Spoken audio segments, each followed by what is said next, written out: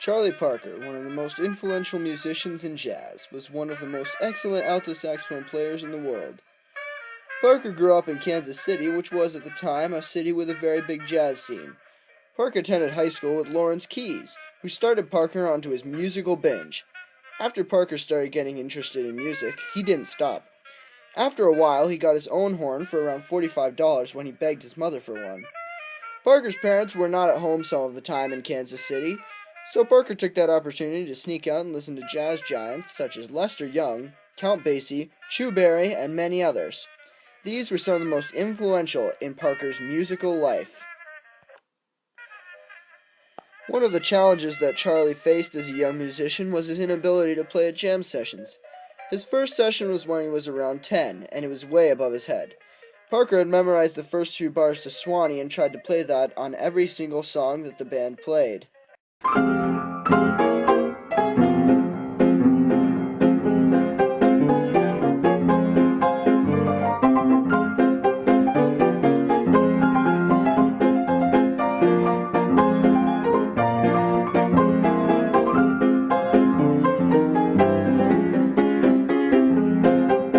He was laughed off stage and actually gave up playing for a few months.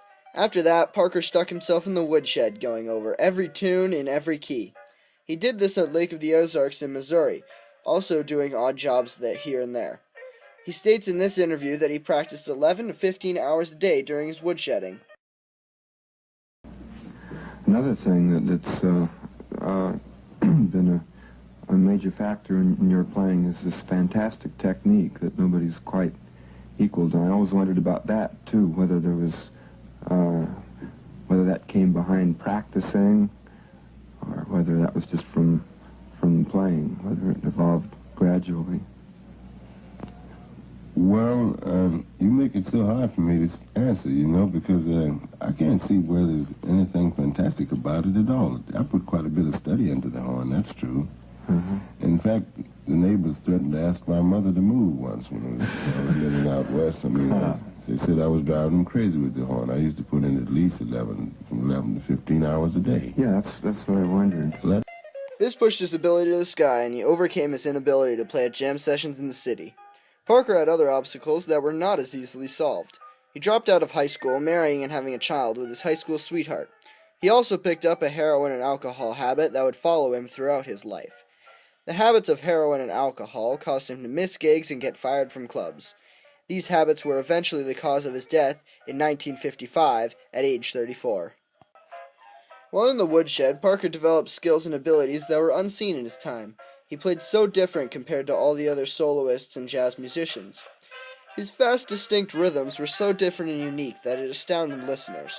One song shows Bird's ability to copy solos on the spot and repeat them with added phrases and notes.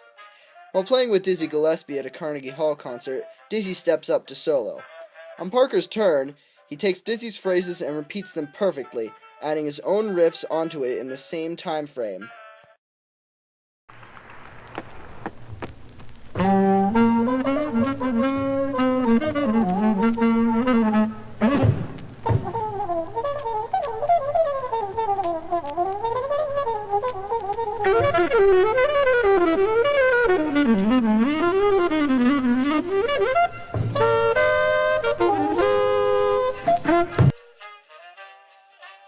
This shows how intellectually capable Bird was on the saxophone and in jazz music. He also had many licks and techniques during his solos that were repeated throughout his lifetime. One of these is a nice double time lick that he plays in many songs, including Hot House and Billy's Bounce. This lick is played throughout his lifetime as a musician.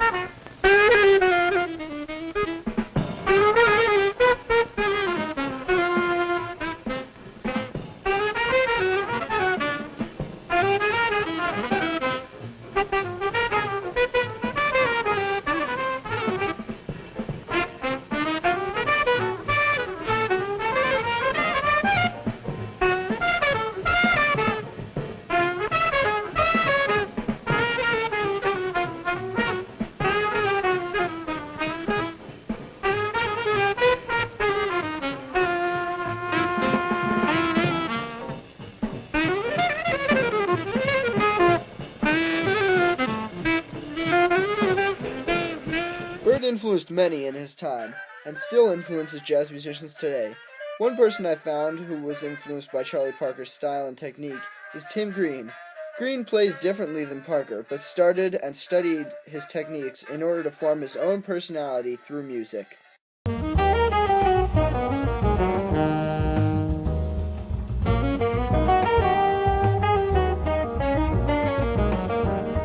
One of the people that The greats that played after Bird, like Cannonball Adderley, formed their styles right from the bebop sound of Bird. In this clip, you can specifically hear how Cannonball's solo sounds like a riff from Charlie Parker.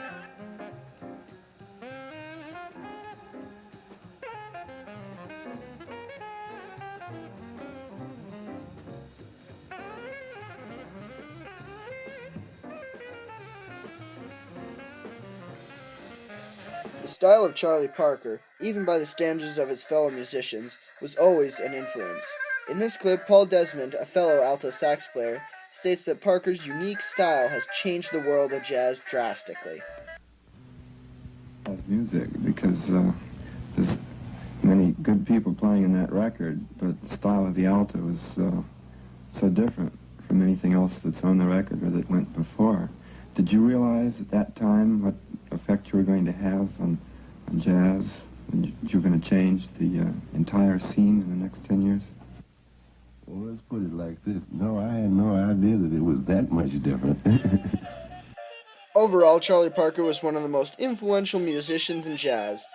He spearheaded a revolution in improvisation that led to bebop and modern jazz today. His new way of playing and expressing himself through music has been influential for many musicians. Charlie Parker died at age 34 in an apartment of a friend in New York City in 1955. Charlie Parker embodies excellence in playing the alto saxophone and continues to be influential for many musicians today.